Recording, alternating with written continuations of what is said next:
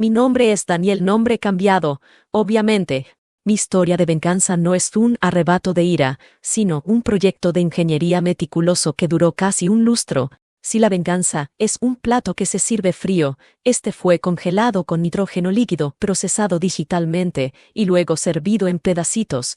El objetivo era Jeremy, un hombre que logró reducir la tristeza inmensa de la pérdida de mi padre a una simple interrupción en su horario.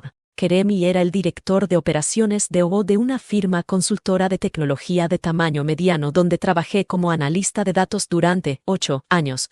Jeremy no era solo un mal jefe, era un narcisista de libro de texto, un ser humano activamente mezquino que disfrutaba del poder que ejercía sobre sus empleados.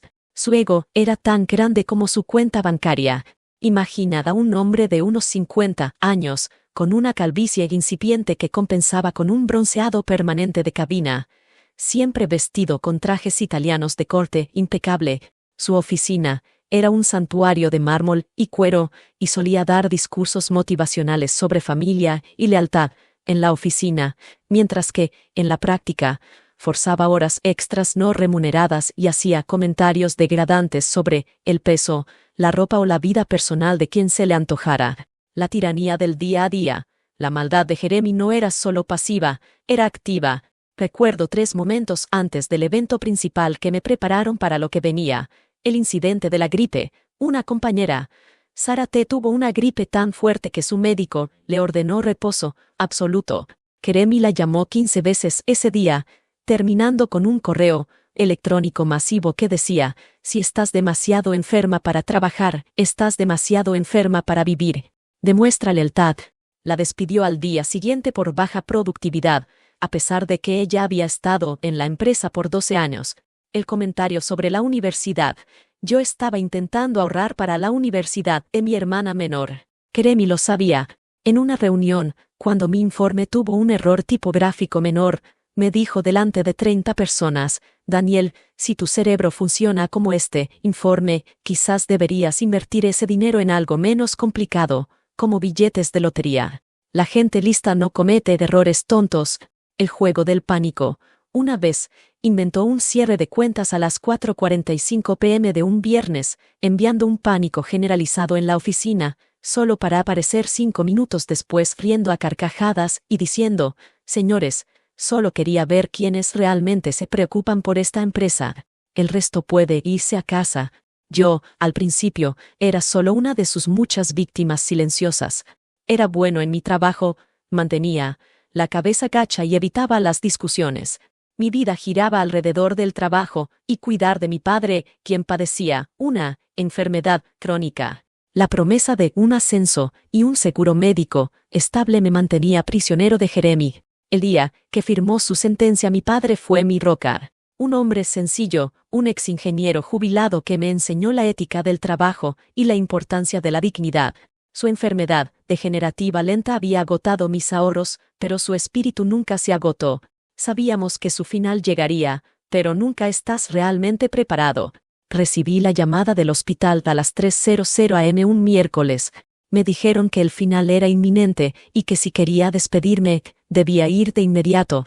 Fui. Estuve con él hasta las 7:00 am cuando mi padre exhaló su último aliento. La enfermera me dio unas palmaditas en el hombro, me ofreció unas toallas y me dijo que me tomara el tiempo que necesitara. A las 7:30 am, con el corazón hecho trizas y los ojos hinchados por el llanto silencioso, llamé a Jeremy. Jeremy, soy Daniel. Mi padre acaba de fallecer. Por favor, avisa a Recursos Humanos. Necesito tomarme los días libres de duelo. Un suspiro audible, profundo y molesto, como si hubiera interrumpido una sesión de yoga crucial. Ah, sí, Daniel. Lo lamento mucho. Mira, escucha. La presentación de TechCorp es a las 11:00 am. Tú eres el único que puede acceder a la base de datos de proyecciones, además de que eres el único que entiende el algoritmo de segmentación. Jeremy, no puedo, acabo de perderlo. Estoy en el hospital. Sé que es difícil, Daniel, pero la lealtad a esta empresa también es importante. Tu padre no querría que le fallaras al equipo, especialmente no con un cliente que representa el 40% de nuestros ingresos anuales. ¿Por qué no vienes y lo terminas? Son 2 horas, máximo. Después te vas. Considera esto un favor que te debo. Y por favor, sé profesional. El tono no era de súplica, sino de orden condescendiente. Estaba usando la muerte de mi padre para manipularme, disfrazando su codicia de lealtad corporativa. Su falta de humanidad no era solo un defecto, era una política. Colgué el teléfono, sentí un frío recorrer mi cuerpo que no era tristeza, sino una rabia, helada y cristalina. Decidí que, por respeto a mi padre y a mí mismo, no le daría el gusto de verme roto. Me secaría las lágrimas y le daría exactamente lo que pedía, para que nunca pudiera reclamar que no fui profesional. Conduje al trabajo. Jeremy ni siquiera se molestó en mirarme a los ojos. Me dio una palmadita en la espalda que me pareció asquerosa. Me dijo, sé profesional, y se sentó a esperar mi trabajo. Terminé las proyecciones en 1 hora y media. Cuando terminé y le entregué la memoria USB, le dije, aquí tienes. El algoritmo está ajustado. Espero que TechCorp te dé millones. Lo hará, Daniel. Ahora ve a casa. Vuelve el lunes. No me dio el pésame. No mencionó el favor. Ni siquiera preguntó si necesitaba algo. Me dio una orden de despido temporal. Y en ese momento, sentado en mi coche llorando en el estacionamiento, supe 2 cosas: que jamás perdonaría a Jeremy y que la venganza no sería pequeña. Sería total. Mi padre me había enseñado el valor de la vida. Jeremy me había enseñado el valor de la destrucción calculada. La primera fase de mi plan duró casi 1 año. Durante ese tiempo, volví a ser el empleado gris, pero por dentro, me había convertido en un observador, un topo y, sobre todo, un analista forense. Mi objetivo era simple: desmantelar la vida de Jeremy capa por capa, empezando por lo que más valoraba y lo que más escondía: su reputación inmaculada y su vida privada de clase alta. El objetivo: Sara, la esposa y el muro social. Jeremy estaba casado con Sara, una mujer elegante y culta, 25 años de matrimonio, 2 hijos adultos. Jeremy usaba su matrimonio como prueba de su estabilidad y carácter familiar en el trabajo, a pesar de que la trataba con desprecio en las pocas ocasiones que ella visitaba la oficina. Sara era su pilar social, su tarjeta de presentación. Destruir ese pilar era el primer paso, ya que obligaría a Jeremy a centrar su defensa en su vida personal, distrayéndolo de sus crímenes corporativos. El plan de infiltración, rompiendo la cifra como analista de datos y administrador semioficial de la red. Mi conocimiento de la infraestructura de la empresa era mi mayor arma. Punto de entrada: el registro cifrado. Durante una limpieza de rutina del servidor de autenticación de la oficina, encontré algo crucial. Jeremy, con su ego, usaba el mismo servicio de correo personal, un proveedor menos seguro, no Gmail ni Outlook, para sus asuntos bancarios y de la empresa. Para facilitar el uso, el servidor de la empresa guardaba un registro cifrado de su último inicio de sesión de correo personal cuando accedía a ciertos sitios web de socios. El cifrado y la paciencia. El cifrado era estándar, pero no impenetrable. Me tomó casi 6 meses de esfuerzo, en casa, usando mi propia computadora alimentada por una UPS separada, y siempre fuera de la red de la oficina, y herramientas de fuerza bruta basadas en diccionarios. Jeremy usaba una contraseña compleja que combinaba nombres, números y símbolos. El truco fue que la clave era una variación de la matrícula de su primer coche deportivo que mencionaba constantemente, combinada con el año de su boda. Usé todas las fechas importantes que pude inferir de su calendario de trabajo. Acceso total y el horror, lo logré. Tenía acceso a su correo electrónico personal. Era una mina de oro: recibos, confirmaciones de hotel, tarjetas de embarque, fotografías y, lo más importante, las bases de su doble vida. El descubrimiento: la doble vida masiva. Jeremy no era solo un hombre infiel, era un depredador con recursos. No era solo una amante, eran varias, la mayoría mujeres más jóvenes que trabajaban en empresas asociadas con clientes. Tenía un apartamento de lujo pagado por la empresa, camuflado en los libros de contabilidad como alquiler de espacio de socio extranjero, en un barrio exclusivo, solo para sus citas. Encontré cadenas de correos electrónicos y mensajes de texto que se reenviaban a su correo personal para respaldo, que detallaban sus escapadas a Milán, Mónaco y Buenos Aires. El archivo maestro: Proyecto Fénix. Creé una base de datos local y encriptada, que llamé Proyecto Fénix. La mantuve actualizada durante los siguientes 4 años, como un coleccionista obsesivo. Cada entrada era verificada. Evidencia marital doble vida. Más de 300 correos electrónicos de flirteo, recibos de regalos caros de joyería que nunca regalaba a Sara, confirmaciones de reserva de hoteles de 5 estrellas y fotografías explícitas con al menos 3 mujeres diferentes. Cross-referencié las horas de sus vuelos con sus reuniones de negocios reportadas. Evidencia financiera fraude interno, registros detallados de gastos de la empresa desviados a su apartamento de citas, luz, agua, servicio de limpieza, capturas de marketing y consultoría a empresas fantasma que eran en realidad pagos a sus amantes o al hermano de una de ellas. Esto era la clave para la ruina profesional. Información social, listas de contactos, detalles precisos de la situación económica de Sara, su esposa, para que los abogados supieran dónde golpear y las universidades de sus hijos. El objetivo de esta fase no era actuar, sino acumular municiones suficientes para garantizar el daño máximo, irreversible de MI. Mi paciencia era infinita.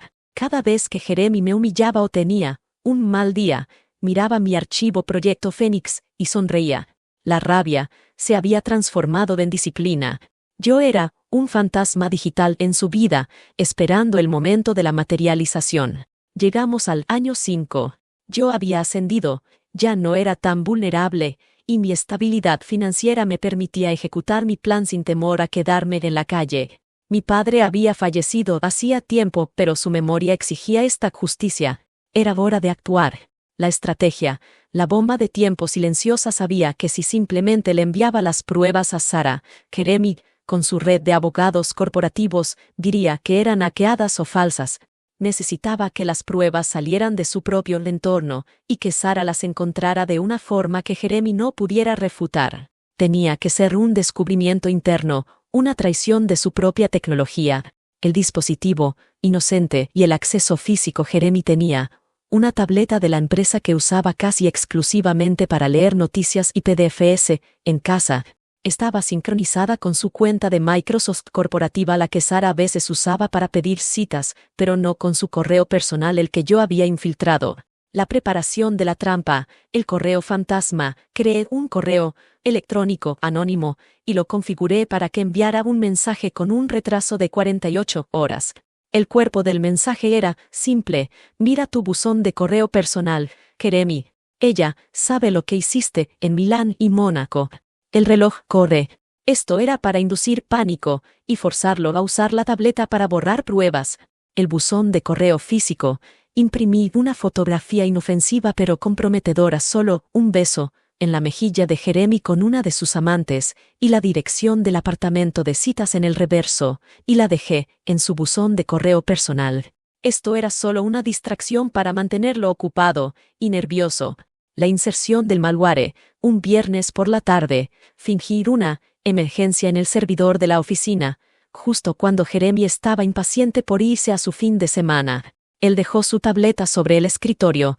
En menos de 60 segundos, aproveché un momento en que estaba hablando por teléfono y conecté una memoria USB botable que había preparado. El script silencioso, la traición tecnológica. Mi script no era un virus destructivo, sino un troyano de sincronización. Paso 1. Extracción de credenciales. El script localizaba el archivo de autorrelleno del navegador web de la tableta. Este archivo contenía, como suele pasar, la contraseña del correo personal de Jeremy, el que yo había descifrado. Paso 2. Configuración del reenvío silencioso. El script luego configuró un reenvío automático de todos los correos electrónicos entrantes y salientes desde la bandeja de entrada personal de Jeremy a una carpeta de archivos antiguos de su cuenta de Microsoft corporativa, la que Sara usaba. Paso 3. Borrado de huellas. Eliminé el script, borré los registros del sistema operativo de la tableta y el historial reciente. Nadie, ni siquiera un forense de TI, encontraría algo sin revisar el firmware del puerto USB. El desencadenante y el pánico. El lunes por la mañana, la bomba se activó. Jeremy recibió el correo electrónico fantasmal. Ella sabe lo que hiciste en Milán y Mónaco.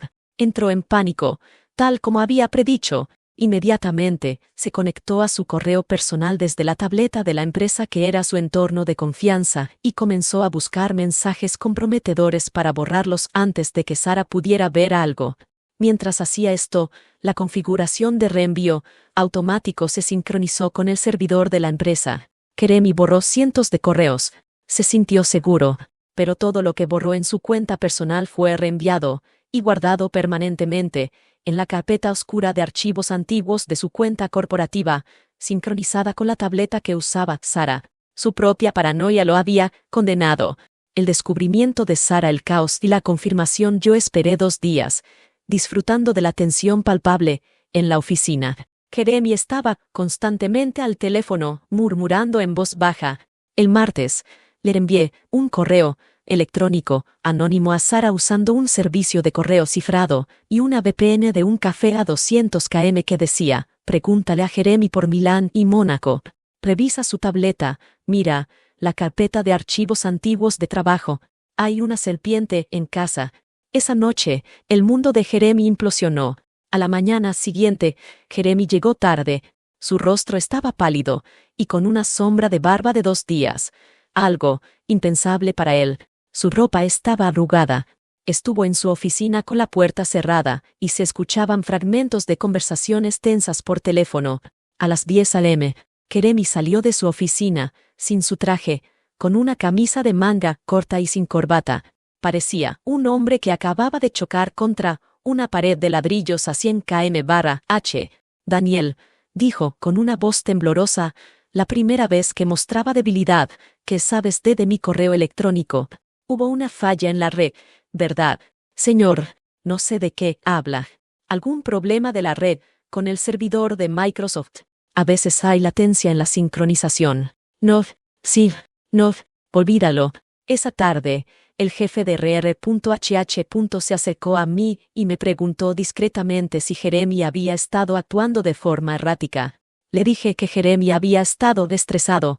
Me enteré por un contacto en RR.HH. Que Sara había vaciado la cuenta bancaria conjunta que era la mayor parte del dinero de Jeremy, tomado a sus hijos ya adultos, pero lo apoyaban y presentado una orden de restricción contra Jeremy en la casa familiar. El divorcio iba a ser brutal. Sara tenía todas las pruebas, correos electrónicos, recibos, fotos, todo filtrado desde la propia cuenta de trabajo de Jeremy, que ella usaba a veces para revisar cosas.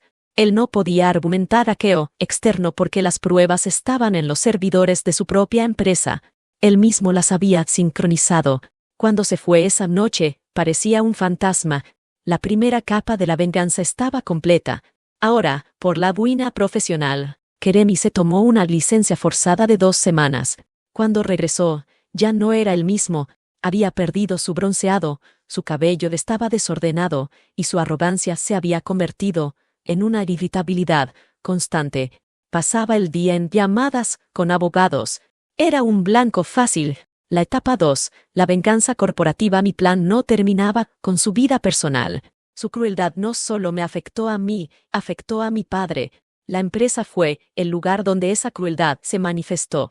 La empresa tenía que pagar, y Jeremy tenía que ser el chivo expiatorio por los $500,000 en pérdidas de reputación que vendrían. La búsqueda del receptor. El socio mayoritario Jeremy era el director de operaciones, pero el dueño real y fundador era Sr. Miller, un hombre de edad avanzada, un poco desconectado de la operación diaria, pero obsesionado con la reputación y la legalidad. Sabía que Miller no perdonaría el riesgo para la imagen de la empresa.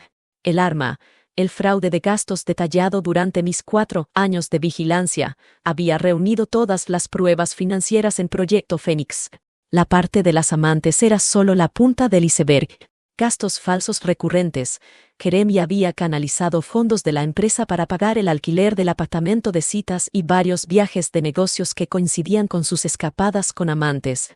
Utilizó códigos de proyecto inactivos para enmascarar estos gastos, haciéndolos pasar por gastos de I+D, contratos ficticios. El fraude mayor, lo más grave, encontré una cadena de facturas de servicios de consultoría de riesgo por valor de $50,000 al año pagadas a una LLC fantasma llamada Ares Solutions LLC. Esta LLC era una fachada de papel. Investigando en registros públicos, descubrí que la dirección de registro de Ares Solutions era la casa del hermano de una de sus amantes de Milán. Fraude puro y duro. Había estado haciendo esto por al menos 3 años. El envío, anónimo, y el efecto Miller creé un paquete físico. Dentro puse una carta detallada y anónima dirigida al señor Miller, explicando el esquema de fraude, el desvío de fondos a Ares Solutions LLC y la implicación de la doble vida que ahora era de dominio público. Para darle contexto, la carta hacía hincapié en la responsabilidad penal para la empresa si esto salía a la luz. Una memoria USB de una sola vez, la reescribí para que el firmware se autodestruyera después del primer uso con copias de los recibos de la joyería, las facturas de la LLC fantasma y los contratos firmados por Jeremy donde aprobaba los pagos. Una copia de la denuncia de divorcio presentada por Sara era de registro público, donde se detallaban los abusos financieros y emocionales, para demostrar que el hombre no era apto para el liderazgo. Envié el paquete por correo certificado a la casa del señor Miller un jueves por la tarde, garantizando que llegaría el viernes por la mañana. El efecto dominó en la oficina. El lunes siguiente fue el día más silencioso que jamás había experimentado en la oficina. El aire estaba cargado. El señor Miller llegó. Nunca venía sin avisar, y mucho menos un lunes. Su rostro era de piedra. Llamó a Jeremy a su oficina, seguido de un abogado externo y el director financiero. La reunión duró 4 horas, y se escuchaban gritos y golpes en la mesa desde el pasillo. A las 2:00 p.m. el jefe de recursos humanos y el abogado salieron con un sobre en la mano. Llamaron a Jeremy. Salió 10 minutos después con una pequeña caja de cartón, su rostro completamente gris y los ojos perdidos.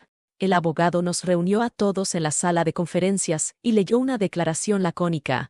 Jeremy ha sido relevado de sus funciones con efecto inmediato por graves violaciones a la ética corporativa, fraude comprobado y desvío de recursos. La empresa presentará las acciones legales correspondientes para la recuperación de todos los fondos malversados. Mi intervención final durante las semanas siguientes, me convertí en la persona clave. Yo era el único que entendía los datos de Jeremy y los códigos de proyecto inactivos que había utilizado. Me pidieron que hiciera un análisis forense de sus cuentas. Fui ascendido de inmediato para cubrir sus funciones temporalmente. Una tarde, el señor Miller me llamó a su oficina. Daniel, gracias por tu trabajo.